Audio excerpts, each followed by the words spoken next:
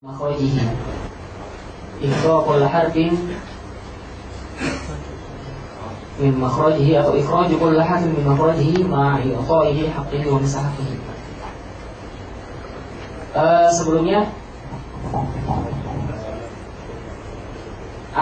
mau dibaca di rumah, Anda jelaskan secara global atau dijelaskan misalkan maknanya apa di sini dibacakan, kemudian maudu'nya apa, samrohnya apa, seperti itu, atau secara global aja antum bisa baca di rumah.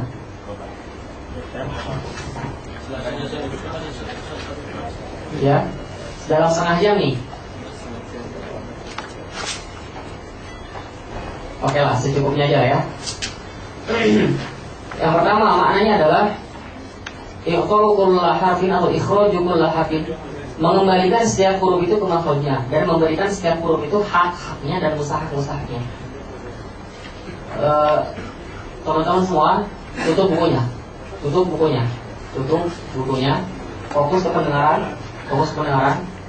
karena ketika antum melihat itu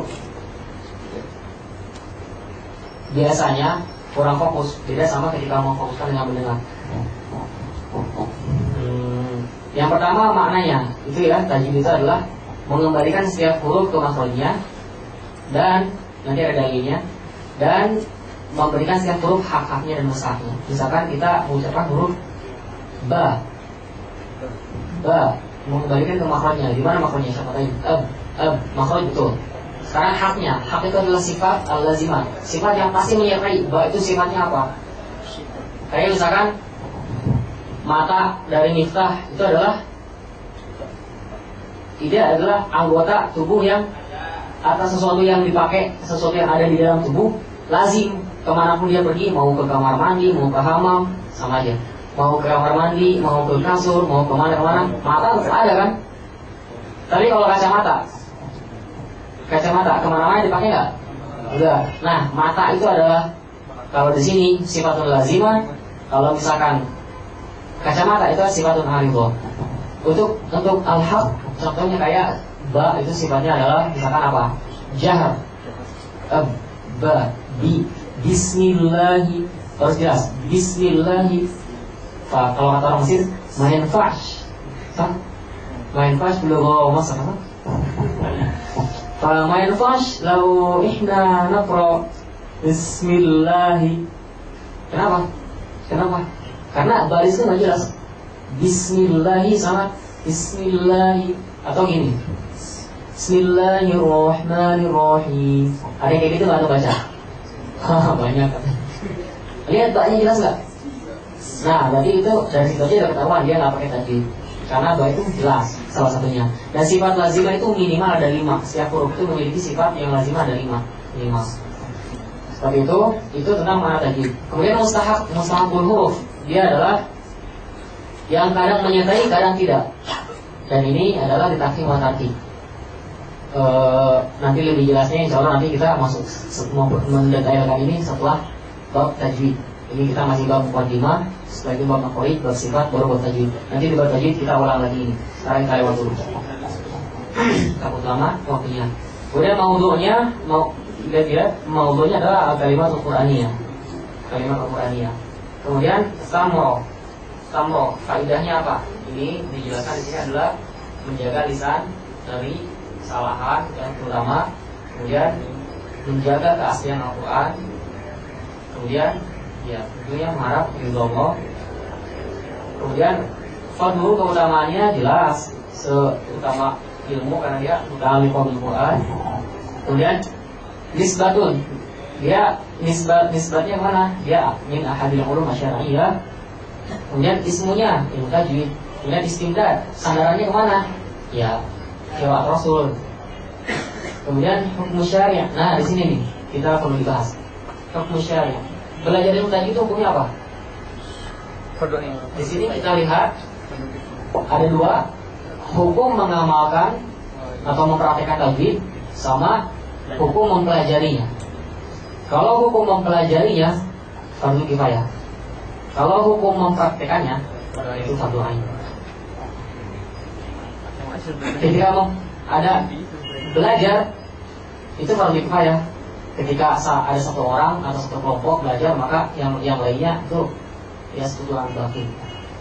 Tapi kalau mempraktekannya, nah itu wajib. Ketika kita tidak membaca pakai tasbih, kalau kata Ibnu Jazari, malam dijauh gitu corona, asimu dosa. Dan bukan hanya Ibnu Jazari saja, dalilnya yang pertama, Allah berfirman, "Warattilil Qur'ana tartila." Ya kan? Baca Al-Quran itu dengan tartil. Karena tidak ada makna yang merubah dari al-amru itu kan lil wujub kan, al-amru lil wujub.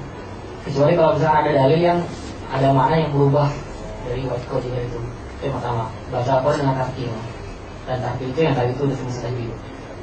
Kemudian dari Nabi yufasir ayatan gitu. Membacanya itu ya satu ayat itu dijelaskan dari ijma dari zaman Nabi, sahabat, tabi'in sampai sekarang tidak ada orang yang membolehkan membolehkan membaca Al-Quran tanpa tajwid. Karena apa? Yang pertama itu yang paling fatal jika dia merusak makna, merusak keaslian Al-Quran dan merusak keaslian Al-Quran. Walaupun tidak merusak makna, dia merusak keaslian Al-Quran. Contoh kayak tadi kan nanti ada lahan jari sama kopi, kesalahan fatal sama enggak? Bismillahirrahmanirrahim. Betul enggak? Betul enggak? Salahnya apa? Kofi. Kenapa? Ba di situ nggak jelas. Oke, tidak berubah makna, tapi dia merubah keaslian Al-Quran. Yang fatalnya, Siratal ladzina an'amtu 'alaihim. Fatal kan? An'amta jadi an'amtu. Atau yang kita nggak sadar, kayak qaf, yang harusnya qaf itu sukun malah jadi fathah. Yang harusnya lam itu sukun jadi fathah. Misalkan apa? Alhamdulillah, dia baca alhamdu, ada yang gitu. Alhamdulillah, sadar gak? Jadi pertama deh, Bismillahirrahmanirrahim, Alhamdulillahirabbil alamin. Yang pertama alhamdu, pas rabbil alamin betul, tapi alhamdulillah. Awas, nanti ada bab khusus tentang lam, disuruh kita hati-hati. Ada bab khusus tentang hati-hati di kalimat-kalimat tertentu. Seperti itu tajwid itu wajib mempelajari ilmu tajwid. Intinya apa? Ketika antum ingin membaca Al-Quran dengan sebagaimana Al-Quran itu diturunkan, berarti harus mempelajari dulu kan? Berarti intinya mempelajari ilmu tajwid itu sangat-sangat dianjurkan walaupun fardu kifayah. Jadi fardu kifayah itu istilahnya rugi lah. Kenapa? Maksudnya kan cukup satu orang aja yang mempelajari, yang lainnya enggak juga nggak apa-apa. Nah yang lainnya yang enggak apa-apa itu kan rugi kan? Berarti yang tahu cuma dia doang. Makanya jadilah orang yang tahu, jadilah orang yang mempelajari. Jadi seperti itu. Hukum syariah masailuhu, masalah-masalah yang berkaitan tentang ilmu tajwid. Wal ba'du bil ba'di kafa wa man daru jami'a hadza syarah. Dan siapa yang bisa menguasai yang semua itu 10 itu hadza syarah. Kenapa syarah? Mendapatkan keutamaan. Selesai tajwid. Lalu tajwid. Huwa al-Qur'an fa hadhihi thalathatul arkan. Wa haitsu ma yaftalla ruknun asbihi hululahu law annahu bis sab'ati. Ini tentang rukun qiraah sahih. Kapan bacaan itu menjadi sahih? Yang pertama, fakullu ma wafaqa wajha nahwi. Yang pertama adalah qiraah bacaan itu menjadi sahih. Bacaan itu dikatakan sahih ketika dia sesuai dengan wajah nahwi atau bahasa Arab.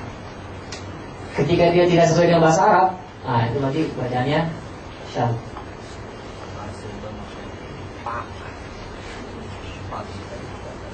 Contoh, wa katabna 'alaihim fiha anna an-nafsa bin-nafsi wal 'ayna bil-'ayn. Ada yang membaca وكتبنا عليهم فيها أن النفس بالنفس والعين بالعين